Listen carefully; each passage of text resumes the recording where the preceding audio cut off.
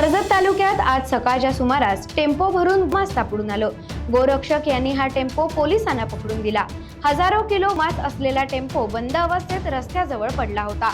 टेम्पोला towing करण्यासाठी आलेल्या दुसऱ्या टेम्पोतही हजारो किलो मांस वाहतूक करून पुन्हा आल्याचं सांगण्यात आलं। यामध्ये दोघांना पकडण्यात कर्जत पोलिसांना यश आलंय। दरम्यान आठवडाभरात तालुक्यात ही दुसरी कारवाई असून गोरक्षक यांनीच पुन्हा एकदा पुढाकार घेऊन हा मांस कर्जत पोलिसांना पकडून दिला। त्यामुळे पोलिसांच्या कामावर प्रश्नचिन्ह उपस्थित केलं जात आहे।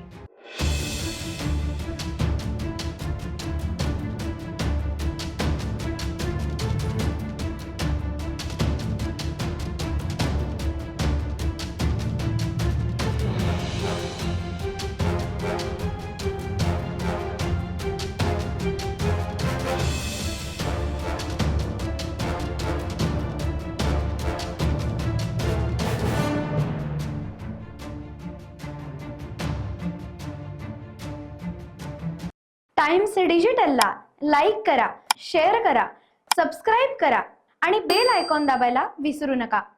Times digital.